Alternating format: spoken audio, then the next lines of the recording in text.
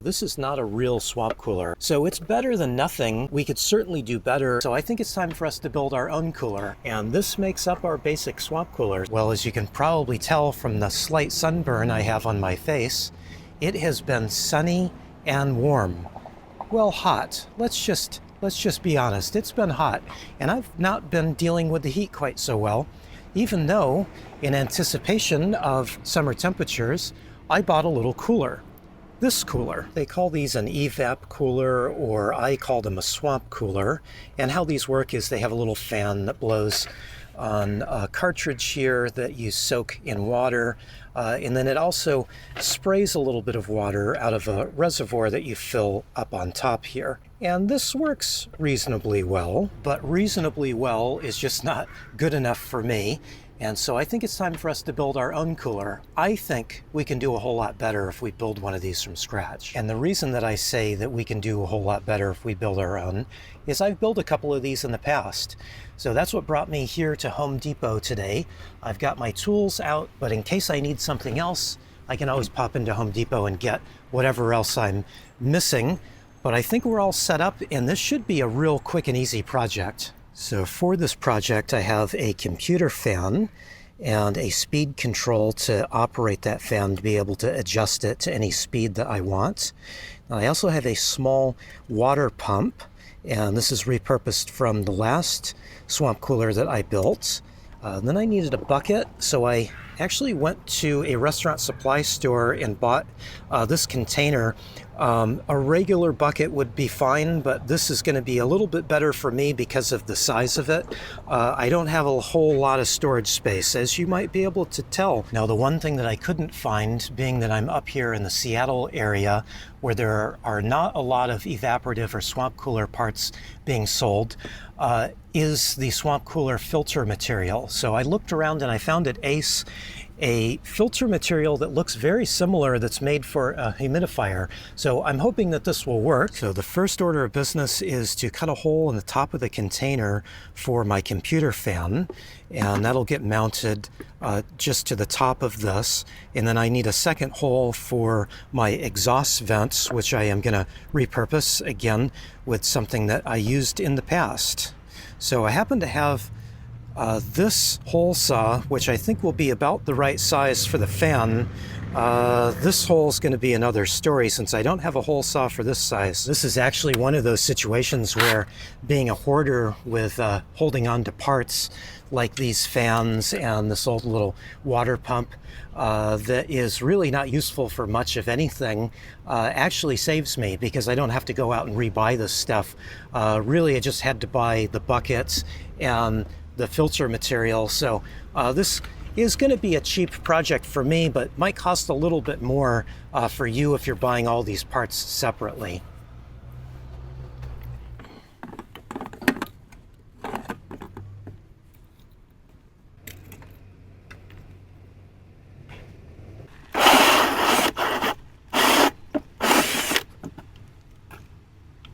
One of the little problems with cheaper tools like I use, like this Ryobi drill, is sometimes they don't work quite like a professional tool does. I don't know if you noticed, but just as I got done drilling the hole, the bit fell out of the chuck.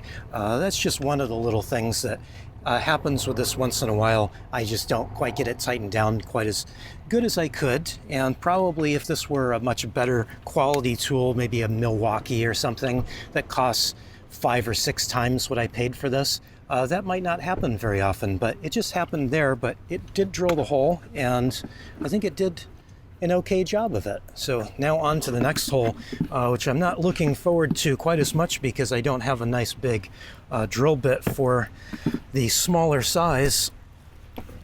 How am I going to do this? Not easily is the answer. Okay, just checking the hole size and see if that lines up. I think that's going to work just fine. So I'm going to find some screws and just secure the fan to the lid. That's my next step.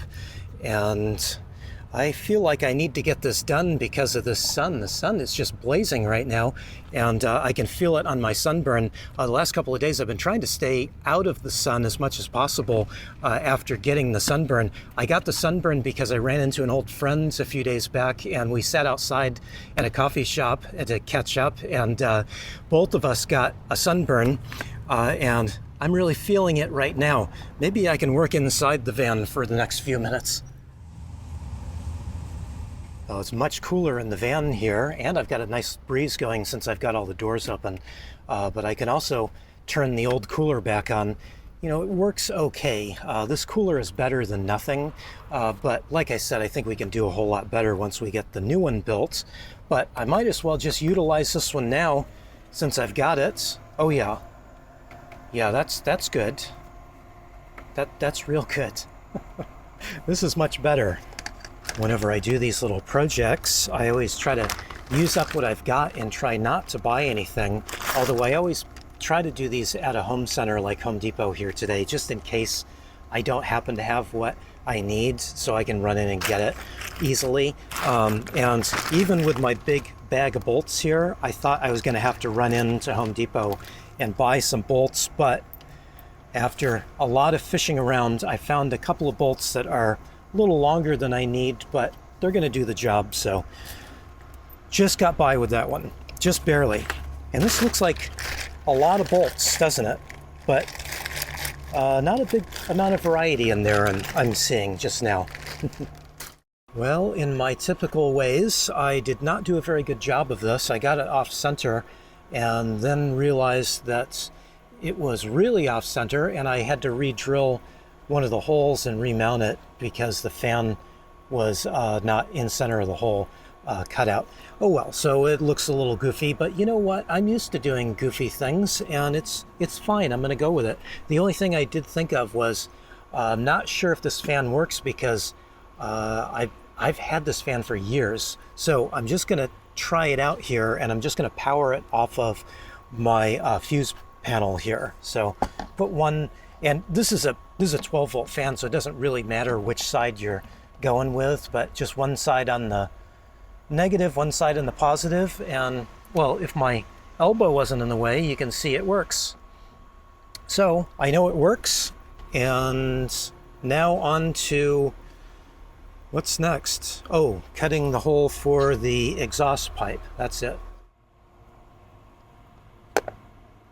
I wish I had another hole saw, but I don't. So I just marked the outside of the pipe out, and then I'm going to try to cut it with a utility knife. I'm not so sure that this is a good tool to use. I wish I had another hole saw like I used on the other side, but those are expensive. So I think that I'm just going to go with this because, again, I don't want to buy anything if I don't have to. Well, I either jinxed myself or that wasn't the best tool for the job. Maybe a little bit of both. But anyway, the utility knife did get it done, but not the greatest job. I remembered that this type of plastic splinters very easily, so didn't have that problem with the other side since I was using a circular bit. But I've got some splintering on this side, which won't really matter much. We can always seal that up later. But there is the basic construction of the box. The next step, I'm gonna get the filter material cut down to size and put in the box, and then I can wire it up and add the pump as well. So we're nearing the finish line here. And yeah, these scissors are not the correct tool for this job either. We're just making do with what we've got. Well, I wish everything were as easy to work with as that filter material. This stuff is just basically heavy paper or light cardboard, so very easy to work with.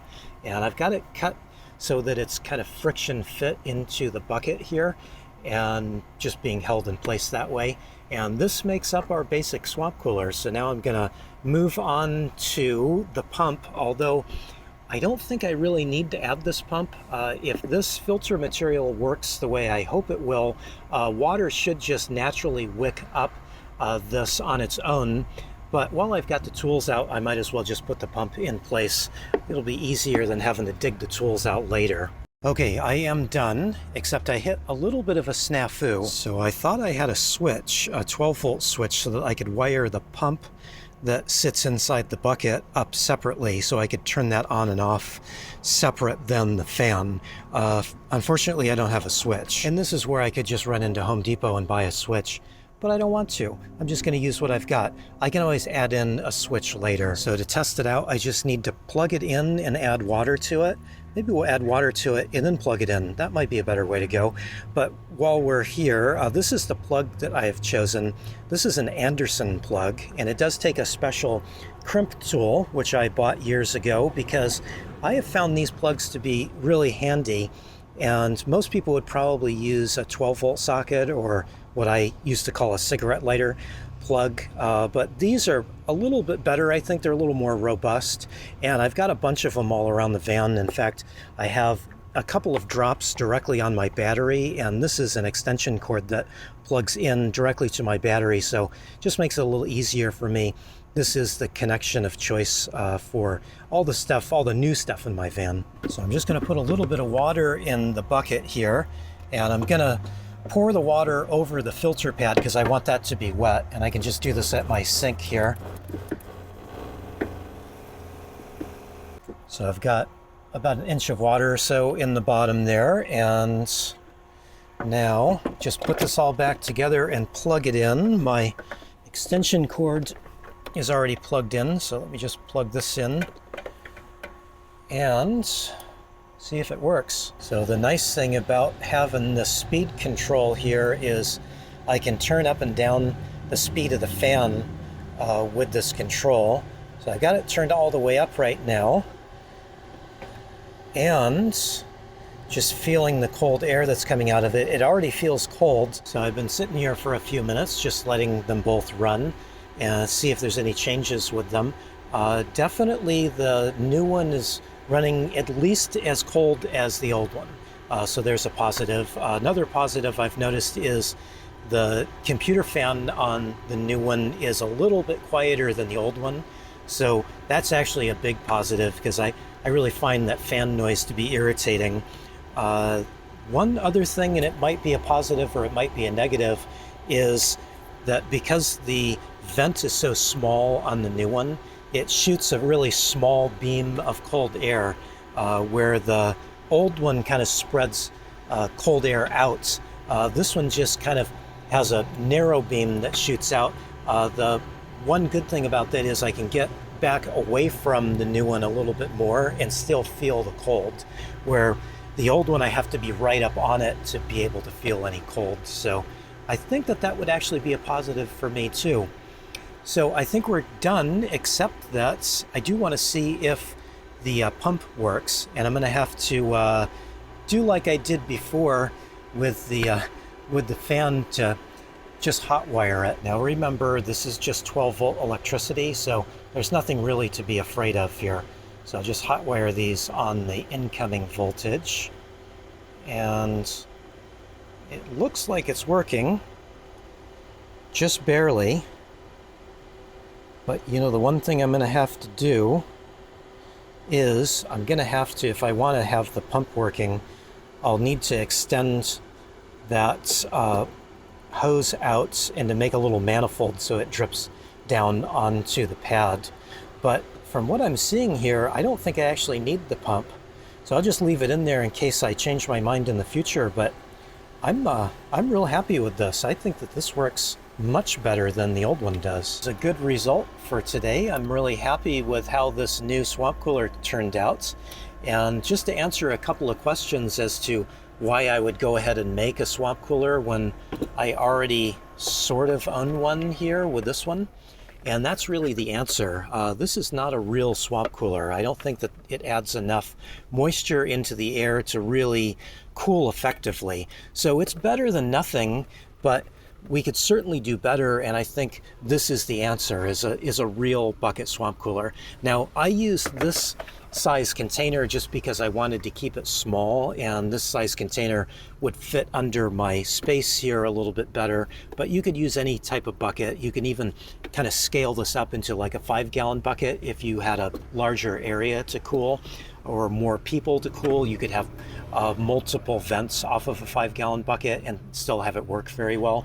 I would suggest going with something other than a computer fan. This fan works, but it would probably be better if I had a little stronger of a fan. So I'm happy with this, and probably I won't be making any changes with it just because it seems like it works really well. Now this one, just like I said, doesn't work quite as well as I hoped it would, and I was happy to have it on the days where it was really sweltering out, but I'll be getting rid of this. You know, a couple of the things about this is that it's just not a great design. Part of the design with these is this little filter assembly that they have, and this is just like a ShamWow material. If you remember those commercials back in the day, this is just like an imitation chamois, and it just doesn't hold on to enough water, I don't think. I found that on, say, an 80-degree day, these dry out in about 20 to 40 minutes. That's about as much time as you can get, and then you've got to re-wet these. And that's kind of a hassle, especially if you're trying to do other things. Now, they do tell you that you can freeze these as well, just soak them and then freeze them. But I found that because this material is just so thin, they defrost in about 10 minutes. And then you're just back to that 20 to 40 minutes of time before the water just dissipates out of the material. So I don't find freezing these to be any help at all. And in fact, when you do freeze these, I haven't found them to blow any more cold air in that short few minutes of time before they defrost. It just doesn't seem like it's worth it to me. I definitely think that we did much better by going with a real swamp cooler. And now that I have something that will keep me cool, I'm going to try to stay inside the next couple of days and mind my sunburn here. Oh well, you know, I got a sunburn. It's not too bad, but I definitely need a couple of days to heal up with it. So now I can have a nice couple of days inside and not get overheated because of my new little swamp cooler. And you can build one of these too. You know, most of the parts I had on hand, but you could source all of these parts from Amazon. Any kind of fan, any kind of speed control, unless you buy a fan that has a speed control built in, and any type of buckets. And there you go, you're all good to go, and you can stay cool as well. So hope you found this helpful, and thanks for watching. I really appreciate it.